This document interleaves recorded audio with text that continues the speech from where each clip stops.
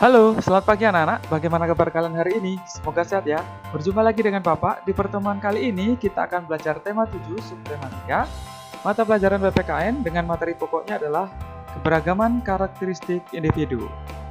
Siapkan diri kalian, siapkan buku catatan kalian. Enjoy this video.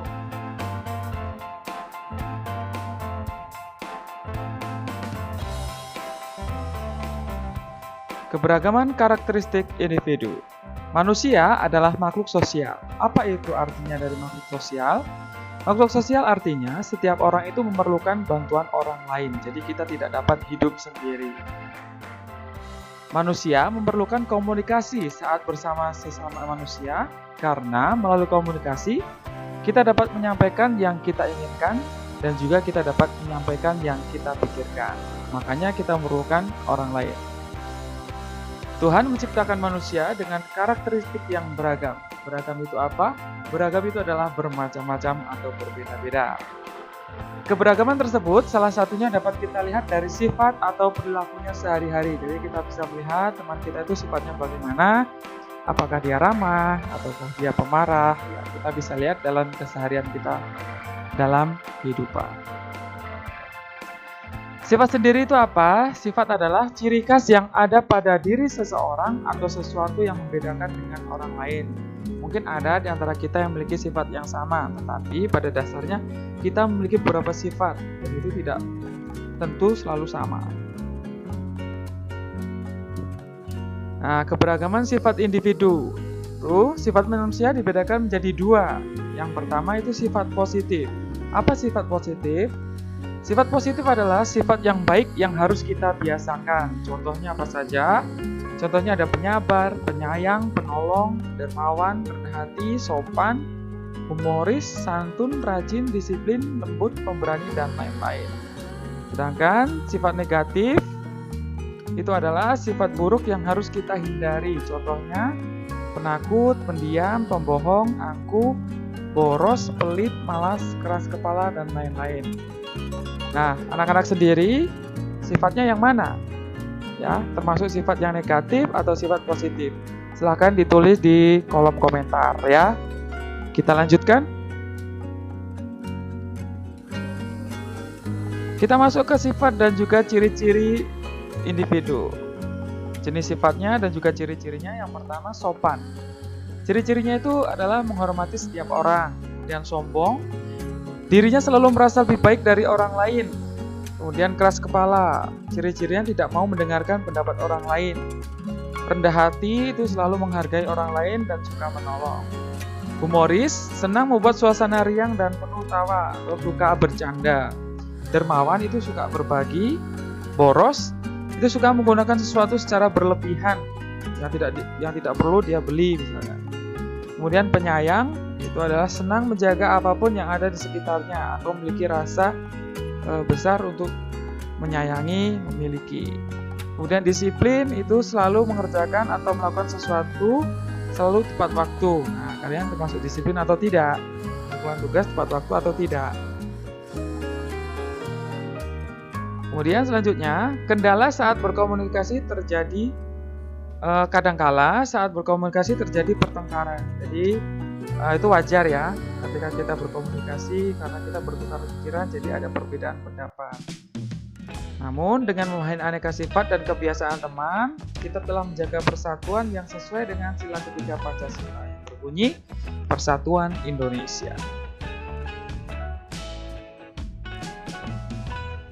Nah, dalam lingkungan pertemanan di sekolah, selain perbedaan sifat, sikap, dan kebiasaan, kita juga bisa menemui adanya perbedaan kemampuan dan keterampilan dari masing-masing siswa. Jadi, teman kita itu mempunyai kemampuan dan juga keterampilan yang berbeda-beda. Tidak semuanya selalu sama. Nah, dengan adanya perbedaan kemampuan dan keterampilan dalam lingkungan pertemanan, kita tetap dapat saling membantu, saling melengkapi, dan juga bekerja sama. Contohnya apa?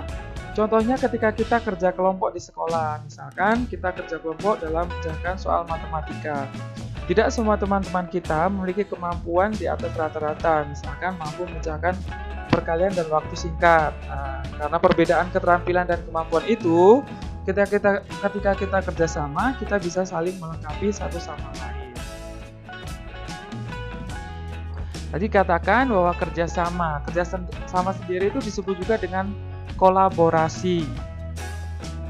Kerjasama itu apa? Kerjasama adalah kegiatan yang dilakukan oleh dua orang atau lebih untuk mencapai tujuan yang telah disepakati bersama. Ingat, dalam hal ini kerjasamanya adalah kerjasama yang baik ya, bukan kerjasama yang jelek atau merugikan orang lain. Oke, kemudian kita lanjutkan. Kerjasama merupakan pengamalan sila keempat bisa, sila kedua bisa, sila kelima juga bisa, ataupun sila ketiga juga bisa ya. Sedangkan manfaat kerjasama itu apa? Mari kita lihat satu persatu. Yang pertama, tujuan itu akan lebih cepat tercapai. Karena apa? Kita saling membantu satu sama lain. Kemudian yang kedua, pekerjaan akan lebih cepat selesai. Ya, otomatis ya, karena kita tidak sendiri mengerjakannya. Yang ketiga, pekerjaan lebih mudah untuk dikerjakan. Tadi ingat, sesuai dengan kemampuan dan juga keterampilan dari orang yang bekerja sama dengan kita. Kita saling melengkapi. Sedangkan poin yang keempat itu dapat menumbuhkan persatuan. Poin yang kelima, dapat melatih untuk menghargai pendapat orang lain. Jadi kita terbuka ya satu sama lain, pendapat yang diberikan oleh teman-teman kita. Supaya apa? Supaya inspirasi untuk memecahkan masalah itu lebih banyak. Oke, kita masuk ke manfaat keberagaman di tempat bermain. Yang pertama, saat bermain bersama teman, kita akan menemui berbagai bentuk keberagaman. Apa saja? Keberagaman itu antara lain keberagaman suku, budaya, adat istiadat, dan bahasa daerah.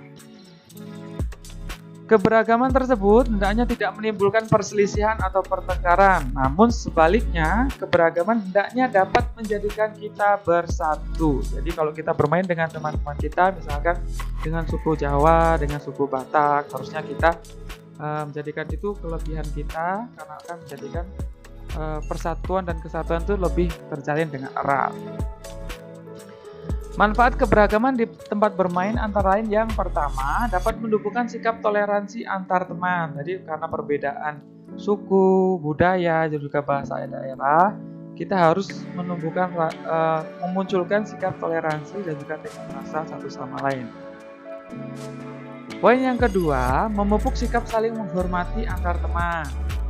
Kemudian, perbedaan latar belakang suku bangsa dan budaya, kita dapat melakukan berbagai bentuk permainan dari daerah yang berbeda-beda.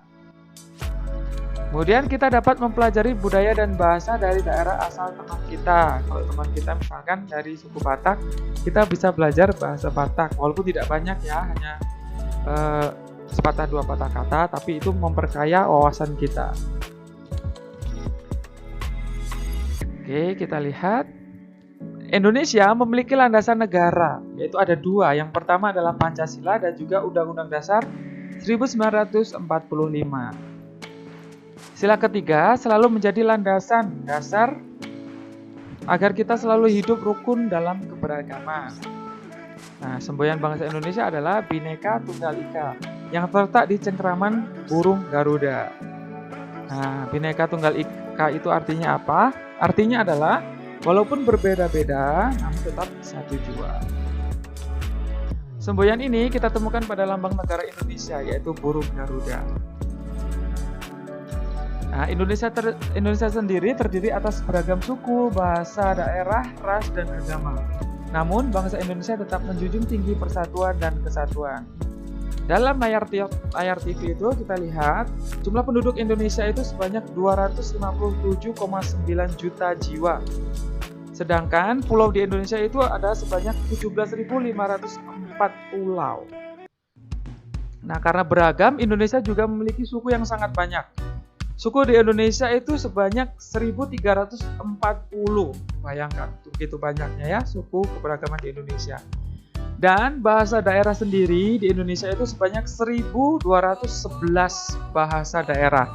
Nah, karena begitu banyak bahasa daerah itu, maka bahasa pemersatu yaitu bahasa Indonesia. Jadi kalau misalkan anak-anak pergi ke Pulau Papua, pergi ke Aceh.